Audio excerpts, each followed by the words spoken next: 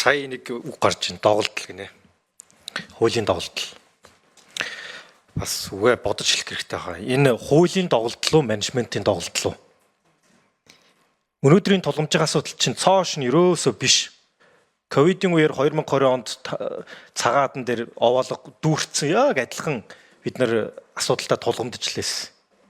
Ерөөсөө цоош нь биш байхгүй. Асуудал гараад ирэнгууд нь гинэт хууль болохгүй нь хуулийн доголдол нь хуулиа өөрчлөе. Менежментээ өөрчлөг юм тэгээд. Менежментээ өөрчлөн гэсэн яас. Засгийн газар Эрдэнэс 5 толгой дээр гадаад менежмент тавина гэж яриадсэн шүү дээ. Тэр хаана вэ? Цаашдаа нөхцөл байдал улам хүндрэх юм бол бид нэр хуулиа хичнээн өөрчлөөд асуудлаа шийдэж чадахгүй шүү.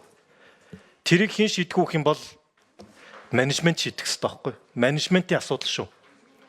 Олон улсын хэллэгээр бол энэ Technology Operations Management TOM гэж ярьдаг. Ерөөсөө энийгээ шийдэх хэрэгтэй байхгүй. Бидний тулгамж байгаа асуудал цоошин биш ээ. Эрдэнэс 5 толгой дээр гадаад менежментээ авах хэрэгтэй бол тэрийг яаралтаа аваа.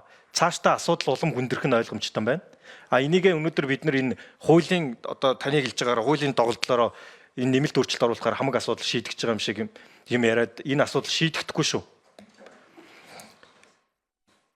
Бирж үн өсгөөр ямар ч асуудал хинч яриаггүй. Үн буурсан чинь одоо биржийн хууль доголдол болчлоо. Ингэж ярьж болохгүй. Тээвэрлэлтэй холбоотой зөндөө энэ дээр тээвэрлэлтээс гадна зөндөө асуудлууд байгаа. Одоо тэр сая багцын асуудал ярьж байна. Багцаа яагаад жижиглэхгүй юм бэ? Энэ бүх компанид хамааралтай шүү. Эрдэнэс 5 толгой дархны төмөрлөг сайн хариулсан. Дархны төмөрлөг танад бүр илүү хамааралтай шүү. Багцаа жижиглэхгүй болохоор өрсөлдөгчд байдгүй. Биржийн ерөөсөө өрсөлдөөнийг гаргаж ирэх гэсэн гол концепт байхгүй.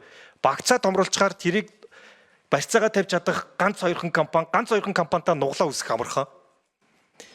Тэр энэ багцын асуудлыг яаралтаа шийдэхгүй бол энэ том асуудал болж хөврөн шүү. Менежментийн асуудал байхгүй. Дандаа менежментийн асуудал. Тэгэхээр энэ нэг хуулийн өөрчлөлтөөр бүх асуудлаа шийднэ гэдэг хариулт байж болохгүй. Яг уулуурхан бүтээгдэхүүний биржийн тухай хууль одоо нэг арай хэрэгжиж 3 жил болоогүй юм байна. Дахиад нэмээд өөрчлөгч байна. Яг гоо сайжруулъя гэж байгааг ойлгож байна. Ганц тэр дотоодын одоо баяжуулах үйлдвэртэй холбоотой тэр асуудлууд байна. Яг гоо шийдэх ёстой асуудал мөн. Тэгэхээр энэ хуулийн хилцэсгийг бол дэмжиж байна. Гэхдээ засгийн газрын өргөн барьсан энэ нэмэлт өөрчлөлт дотроос засах юм маш их байна. Фундаментали буюу бүр тэр чигээр нь засах асуудлууд зөндөө байна шүү. Олон улсын бас худалдааны танхимын инкотерм гэж ярьж байна л та. Тэгээ сая Соронзон болд гишүүний хэлсэн үг зөв шүү. Олон улсын худалдааны танхим гэдэг гой үгээр хаацалаад ам нөхцөлөө бий болгож гин гэж ойлгосон чинь олон улсын худалдааны танхимын нөхцөл чинь өөрөө маш хатуу нөхцөл байдаг байхгүй юу? Тэрийг шалгасан уу? Бид нэр буцаад нөгөө талдаа ямар том олон улсын худалдааны зарчмын дагуу гэрээ хийгээс өөр гарцгүй болж гин гэдэг энэ дээр бас бодох хэрэгтэй байгаа юм. Тэгэхээр нэг гой үгээр халахлаад энийг оруулчихна гэж ойлгож байгаад өөрөөсөө бүр том асуудал бүдрэх үедээ. Тэгэхээр энэ ер нь бол одоо тэр аргачлал олон зүйл батлахыг зөвхөн батлна гэдээ орхиод байна л та. Тэгэхээр хэн батлах нь ойлгомжгүй. Засгийн газар батлах юм уу? Эрдэнэс 5 толгой батлах гэдэг юм уу? Эрдэнэс Монгол батлах гэдэг юм уу?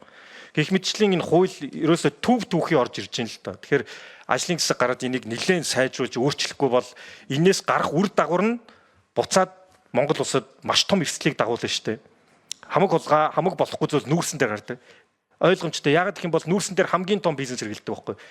2024 онд бидний орлогын 9 тэрбумыг нүүрсэд анхаараа биелүүлж байна.